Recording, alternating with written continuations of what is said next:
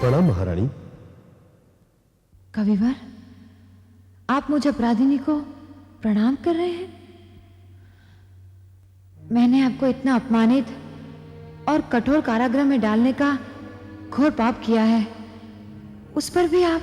नहीं देवी, पाप और पुण्य की बात तो बाद में आती है। सर्वप्रथम आप इस राज्य की राजराजेश्वरी हैं। आपको आदर देना मेरा पहला कर्तव्य है। और फिर जहां तक मेरे बंधन का प्रश्न है, तो देवी, कभी कभी पूर्व जन्म के पाप भी हमें बंधन भोगने पर विवश कर देते हैं। विद्या सदैव क्षमावान और विनयी होती है, यह मैंने आज अनुभव कर लिया है। हे कविवर, मैंने अपने वैभव के मद में आकर आपको बलपूर्वक प्रेम बंधन में बांधने का दुस्साहस किया है। मैं मूर्ख ही भूल गई थी कि प्रेम संबंध आपसी भावनाओं पर आधारित होता है, ना कि शासन की शक्ति के बल पर। आपने मुझे दृढ़तापूर्वक ठुकराकर अच्छा ही किया। मेरे अपराधों का दंड आप ही निर्धारित करें। हे देवी, विद्या को गर्व शोभा नहीं देता। मैं एक मूक गूंगे से विद्वान क्या बन गया? मुझे मिथ्या अभिमान हो गया था। यही कारण है कि मैंने आपको अधिक महत्व नहीं दिया। अब तो जब जागे तभी सवेरा समझना उचित है। हां, जैसे भटके राही को दिशा मिल जाए तो वो भटका नहीं कहलाता। जैसे सुबह का भूला अगर शाम को लौट आए तो वो भूला नहीं कहलाता। हम अपने अपने भ्रम से जाग गए हैं। सत्य वचन, जब जागो तभी सवेरा। हमें आपस में परस्पर संभाव रखना चाहिए। किसी को किसी के मस्तक पर अपने व्यक्तित्व को थोपना नहीं चाहिए। इसी में सुख एवं शांति है। आप जैसे किसी विद्वान ने सत्य कहा है, जहां ज्ञान, वैभव एवं शक्ति एक साथ वास करती हैं, स्वर्ग वहीं होता है। आप सच कह रही हैं राजलक्ष्मी जी। वैसा ही एक स्वर्ग हमें मिलकर इस राज्य को भी बनाना है।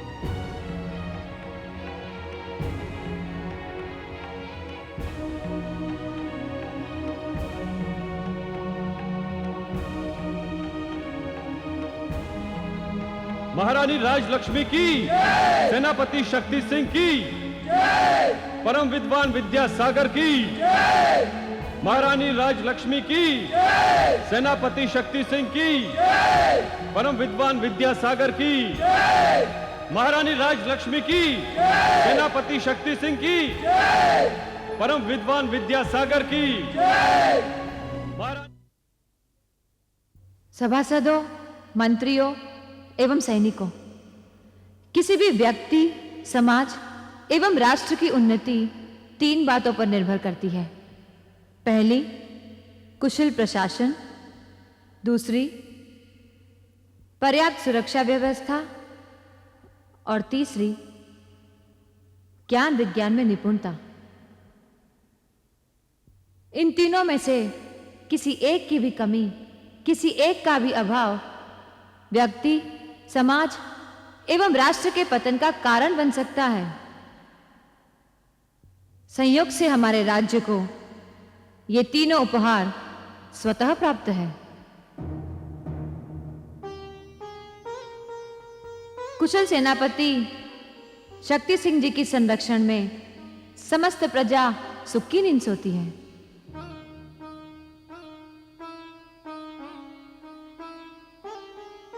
महान विद्वान, परम ज्ञानी श्री विद्यासागर जी हमारे राज्य में ज्ञान सूर्य की भांति प्रकाशमान हैं।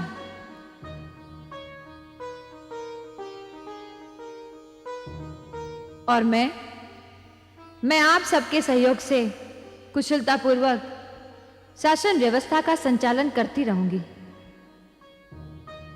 जहां ये तीनों शक्तियां ज्ञान, वैभव और शक्ति एकत्रित हो जाती हैं, वहां विकास, उन्नति एवं समृद्धि का मार्ग अपने आप खुल जाता है।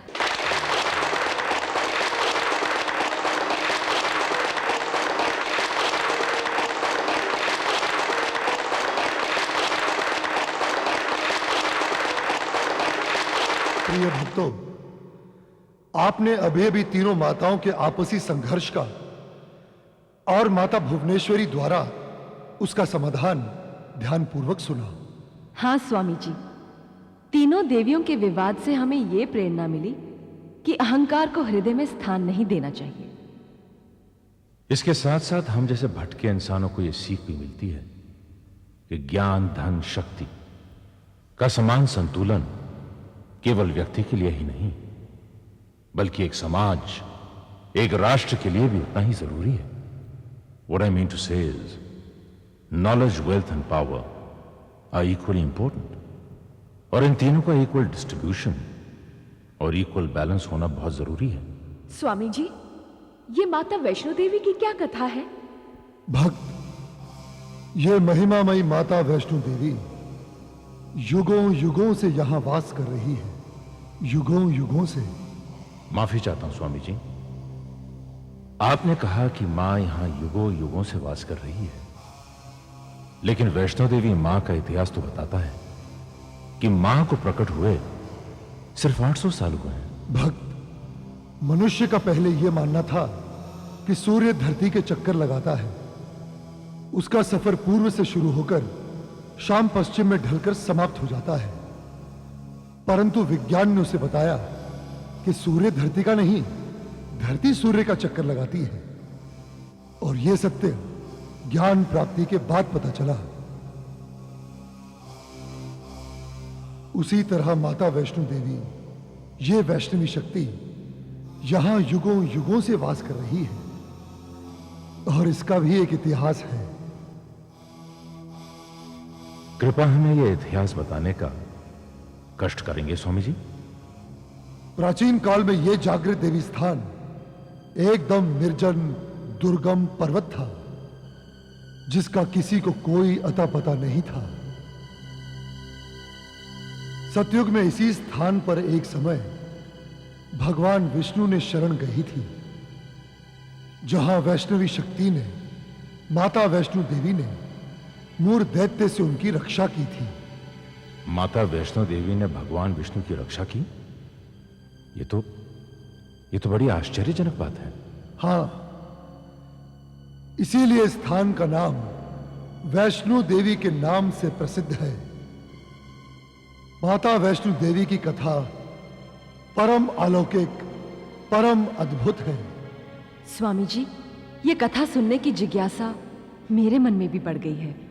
कृपया सुनाने का कष्ट करेंगे? प्राचीन काल की बात है। नाड़ी जंग नामक एक दैत्य था। उसका पुत्र मूर दैत्य बड़ा ही पराक्रमी और महत्वाकांक्षी था।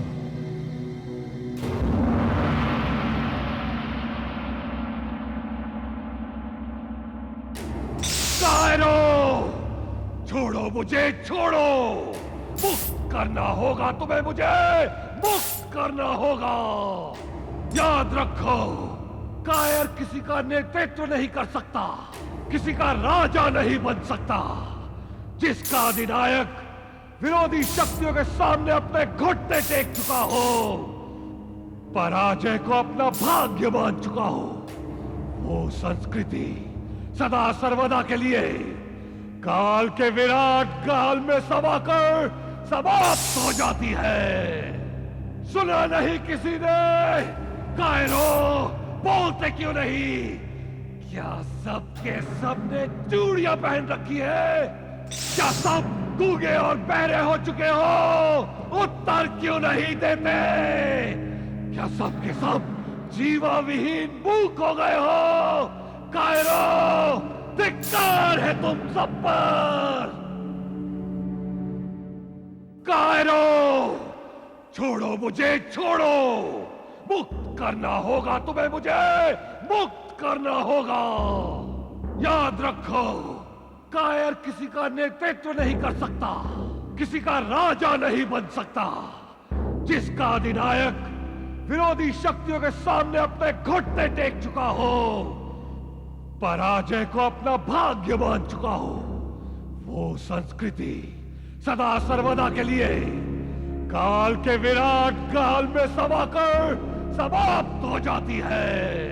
क्या सब के सब जीवा विहीन मूक हो गए हो? कायरो, ओ असुर सम्राट, मेरे कायर पिता नारीजन, तुम मेरे शरीर को बंदी बना सकते हो, उसे लोह की श्रृंखलाओं में जकड़ सकते हो, परंतु मेरी क्रांति पुकार को कदापि बंदी नहीं बना सकते, कदापि नहीं। ये क्रांति पुकार पराजित असुर संस्कृति को जागृत करके ही रहेगी, करके ही रहेगी।